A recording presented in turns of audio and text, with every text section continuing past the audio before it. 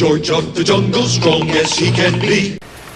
All right, welcome back for part 4 of 4 on how to juice up your ability to qualify for more property by looking into 2, 3, or 4 unit properties. So the last part of this is unique to FHA, but because FHA only requires a 3.5% down payment, regardless of whether it's a duplex, triplex, fourplex, or single family residence, this is probably a more accessible way for somebody who is not a veteran, because again, remember, USDA, you can't get any 2 to 4 unit properties. Utah housing, no, it's got to be a single family residence. Grant programs and other stuff like that, single family residence only.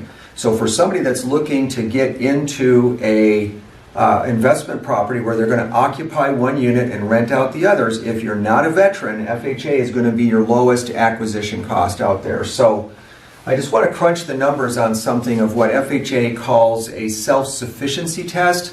And people that are more familiar with commercial properties and how they run numbers on this is kind of a cap rate calculation that they do here. But I'm going to just explain this in the terms that FHA does. So we've got an example here with an $800,000 purchase price.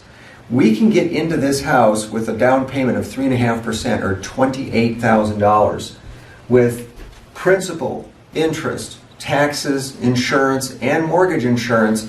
We would be looking, if this property's in Utah, we're going to be looking at a payment that's approximately $4,300 a month.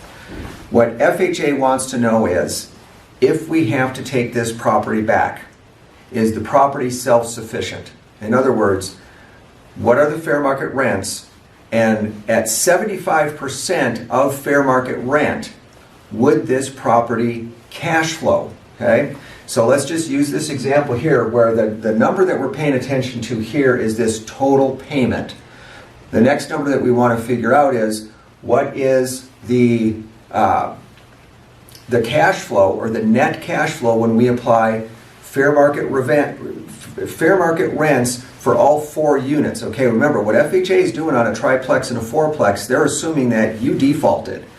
You didn't make it work and you abandoned and you bailed away from the property. Now FHA is going to take this over, and if it's a triplex, they're going to say, what are we getting from all 3 units? What are we getting from all 4 units? So that's why we're using 4 rental incomes for it, not 3. It's 3 to help you qualify, but if you ditch the place, FHA is going to assume that you're not there either and they're going to rent it out, and would it carry itself with the 4 units? So let's just say that we had fair market rent for each unit was $1,500 per month per unit. So we'd have a total of $6,000 on a fourplex. Okay, that we have to multiply times 75%, so times 0.75. Okay, and our self-sufficiency magic number here is $4,500, which happens to be greater than $4,300 per month. So in this scenario, okay, the numbers on this particular property here, they work. So it doesn't matter what you as the buyer qualify for. You could be making $10,000 a month, $20,000 a month, perfect credit and everything else. If this property, and again, this is a lot of times how commercial property works, they've got to look at the property as well. I mean, does this property in itself make sense? Yes, you're a good buyer, but in the advent that we've got to take this thing back, I mean, is the property going to be able to carry itself? Hence the self-sufficiency test on here. So if these rents on this could be the greatest deal in the universe, but if you're doing an FHA loan and the gross rent that the appraiser determines on this is $1,200 per month per unit, $4,800, okay, that payment is going to be less than $4,300 per month, and the property does not qualify.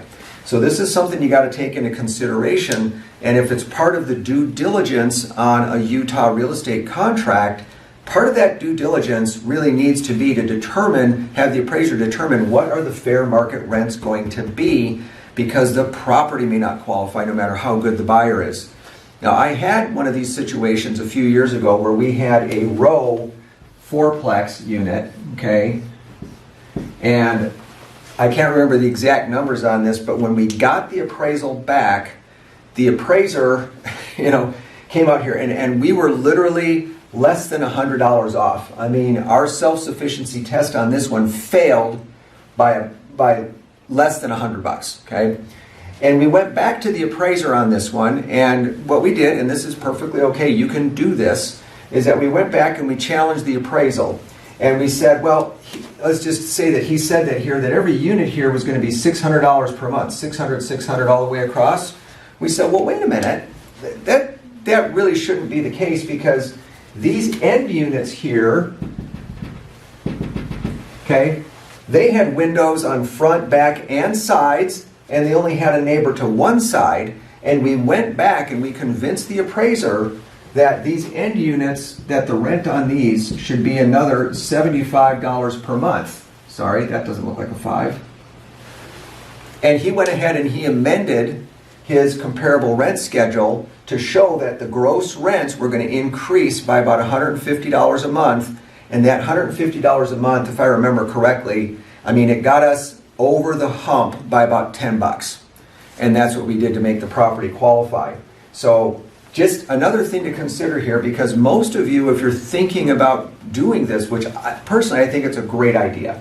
I think it's a great idea for somebody that's trying to get into the market, because there's a shortage of housing. We have a lot of people, moving to Utah, moving into the country, whatnot. And so there's so many tax advantages and other things that work out on this. So just something to consider on here for FHA. Hopefully that answers some questions, gives you some ideas, gets you thinking a little bit. Thanks for coming into thecreditjungle.com today. This is George Anderson. You know the routine. Push button, get mortgage professional. I talk with you and I'm happy to do it. You have a great day.